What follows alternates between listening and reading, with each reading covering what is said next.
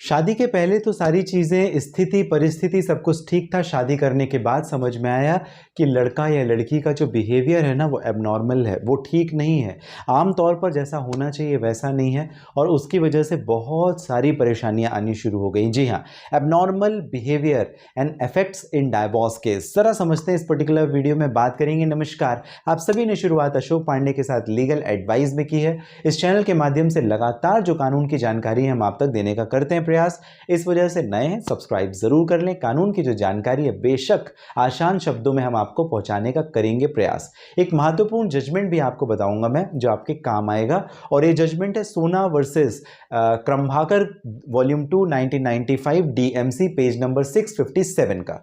Abnormal behaviour of the parties and effects in divorce case और family case आप समझ लें, पति और पत्नी दोनों के लिए ऊपर एप्लीकेबल है। ऐसे कि जैसे शादी के बाद में, शादी के पहले तो बात समझ में नहीं आई, या लड़की से आप मिल नहीं सके थे, या परिवार वालों ने थोड़ा दबाव डाल के शादी करवा दी, या किसी भी स्थिति या परिस्थिति में आप लोग की शादी तो हो गई। अब समझ में आया कि जो लड़की है ना उसका बिहेवियर थोड़ा अटपटा है, अजीब सा है, या लड़के का बिहेवियर ना एबनॉर्मल है, अजीब सा है। तो ऐसी स्थिति में क्या होगा कि जो मैरिटल ऑब्लिगेशन है वो कर नहीं पाएंगे। और जब मैरिटल ऑब्लिगेशन दोनों के बीच में नहीं है, मान लीजिए कि पत्नी अपनी जो उसकी सामाजिक जो जवाबदारी है, जिम्मेदारी है, फॉर एग्जांपल वो हाउस वाइफ है, लेकिन घर में रहते हुए वो ठीक तरीके से काम नहीं करती। काम नहीं करना तो चलो एक बात है, खाना भी नहीं बनाती, पति का ध्यान नहीं रखती, उसको मेंटल प्रॉब्लम है। और इन सारी स्थिति या परिस्थिति की वजह से इस पर्टिकुलर केस में जो मैंने आपको बताया सोना वर्सेस करमबीर का केस था, तो इस पर्टिकुलर केस में जो मदर थी उसकी डेथ हो गई। किसके? जो हस्बैंड की मदर थी उसकी डेथ भी हो जाती है, और साथ ही साथ जो उसके फादर है वो ओल्ड एज है, यानी 70-75 साल की उम्र है। और उस हस्बैंड, जो बेटा है, उसके माँ तो डेथ हो गई, हस्बैंड के फादर कि कोई देखरेख करने के लिए, उनके पेरेंट्स की देखरेख करने के लिए कोई और बचा नहीं। इस कंडीशन में अब क्या होगा? जी हाँ, कोर्ट ने समझा कि abnormal behaviour of the party is also very important to give divorce. जी हाँ, और इसका इफेक्ट है तलाक। दोनों को अलग अलग करना या सेपरेशन करना काफ़ी महत्वपूर्ण है, क्योंकि इसकी वजह से ऐसी ट्रॉमेटिक सिचुएशन क्रिएट हुई जहां पर उसकी मदर की डेथ हो गई। किसके? पति की।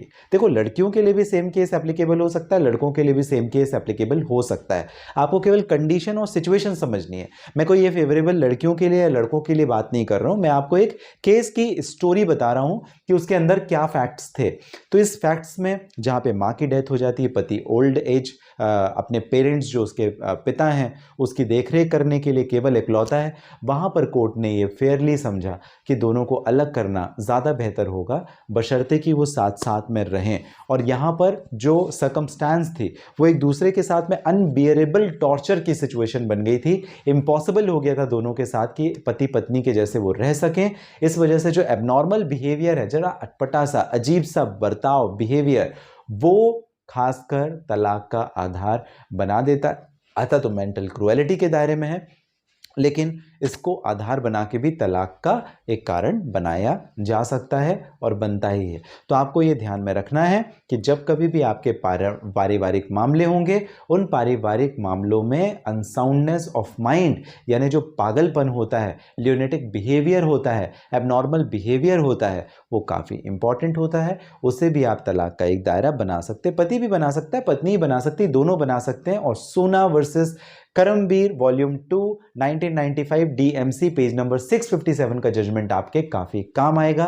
गूगल में आप इस पर्टिकुलर जजमेंट पीडीएफ सर्च करके पढ़ सकते हैं। Abnormal behaviour and effects in your matrimonial या फैमिली इश्यूज में क्या होगा, उसके ऊपर ये पर्टिकुलर जजमेंट है। आपको जानकारी कैसी लगी मुझे जरूर बताइएगा। साथ ही साथ अगर आपको इस चैनल के माध्यम से दी जाने वाली जानकारी पसंद आती है तो सब्सक्राइब कर दीजिए। सब्सक्राइब करेंगे तो लगातार आपका और हमारा जुड़ाव रहेगा, लगातार ऐसे वीडियोज आपको मिलते रहेंगे। किसी परेशानी के लिए अगर आप करना चाहते हैं बात, इस पर्टिकुलर वीडियो के डिस्क्रिप्शन में डिटेल है, लिंक है, जहां से डायरेक्टली आपकी और मेरी हो जाएगी बात। आप सभी जो कीमती महत्वपूर्ण समय आपका मुझे हमेशा देते हैं, इसके लिए आप सभी का विशेष तौर पर धन्यवाद। आप सभी स्वस्थ सुरक्षित रहें, इस कामना के साथ मिलेंगे अगले वीडियो।